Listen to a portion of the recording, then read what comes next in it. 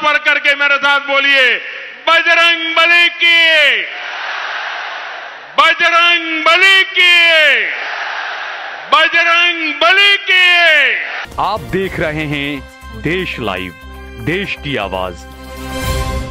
आदाब, नमस्कार, शस्त्र काल में सहल कुरैशी, देश लाइव में आपका स्वागत है। आज हम बात करेंगे कर्नाटका चुनाव में किस तरीके से बजरंग बली और बजरंग दल को लेकर राजनीति सियासत शुरू हुई।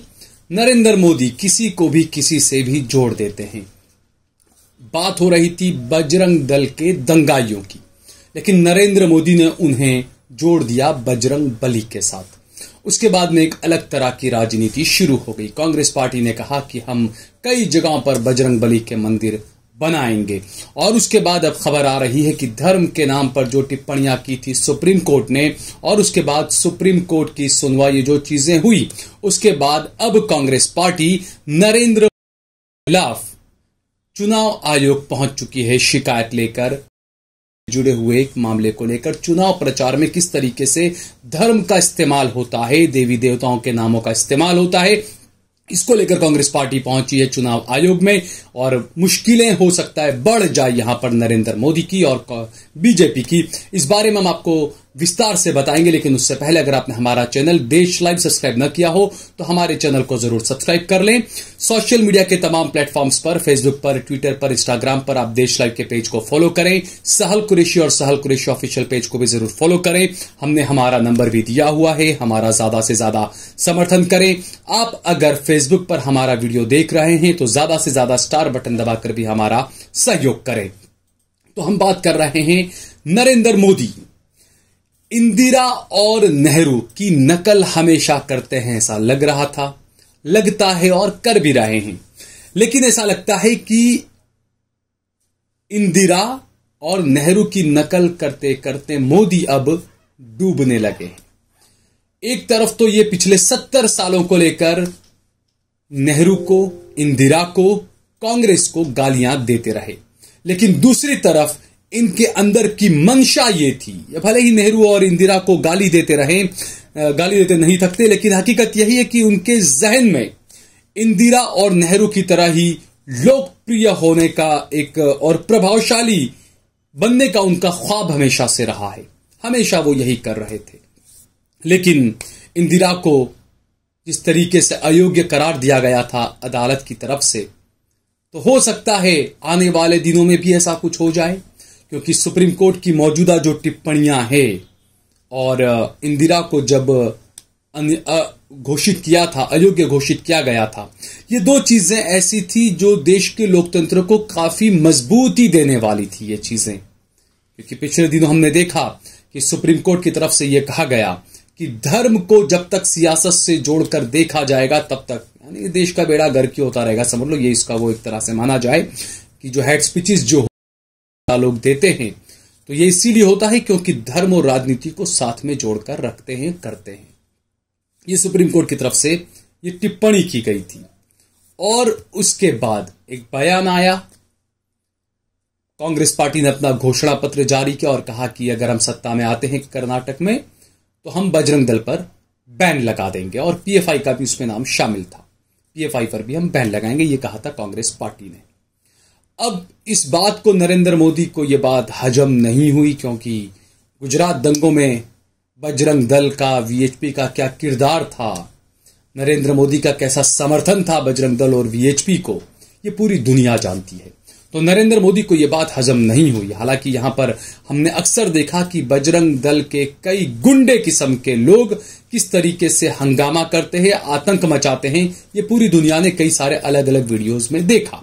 तो इसी को लेकर कांग्रेस पार्टी ने अपने मैनिफेस्टो में यह बात कही थी, अपने घोषणा पत्र में। अब नरेंद्र मोदी ने इस बात को लपक लिया। वो कहते हैं ना कि आपदा में अवसर तलाशते हैं नरेंद्र मोदी, तो इस बात को उन्होंने बजरंग दल को सीधे, बजरंग दल के गुंडों को सीधे उठाकर बजरंग बली के साथ में जोड़ दिया, और बराबरी कर दी बजरंग बली के गुंडों की, बजरंग दल के गुंडों की बराबरी बजरंग बली के साथ कर दी उन्होंने, और उसको लेकर राजनीति शुरू हो गई। और एक रैली के अंदर मोदी ने यह तक कहा कि कर्नाटक के लोगों को कहा कि आप जब वोट देने जाएं तो बजरंग बली का नाम देकर आप वोट दीजिएगा। आपको बयान कि इस तरीके से कमल का बटन दबाओगे करंट जो है वो तक लगे। गृह मंत्री का यह बयान था और यहां पर यह बयान नरेंद्र मोदी का है कि बजरंग बली का नाम लेकर बटन दबाओ। ये कौन सा लोकतंत्र है, ये कौन सा सेक्युलरिज्म है, ये कौन सा हमारा संविधान है कि एक प्रधानमंत्री खड़ा होकर धर्म के नाम पर वोट मांगता है?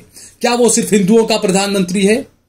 मैं बार बार ये बात कहता हूं कि इस देश के अंदर कोई वकील ऐसा खड़ा क्यों नहीं होता कि जो प्रधानमंत्री नरेंद्र मोदी और बीजेपी के कई सारे मंत्री और सांसदों को घसीट कर कोर्ट में ले जाए कानूनी तरीके से कि आप शपथ लेते हैं संविधान की, आप शपथ लेते हैं सर्वधर्म के बराबरी की, लेकिन आप बात करते हैं सिर्फ और सिर्फ हिंदू धर्म को भड़काने की, मुसलमानों के खिलाफ नफरत फैलाने की।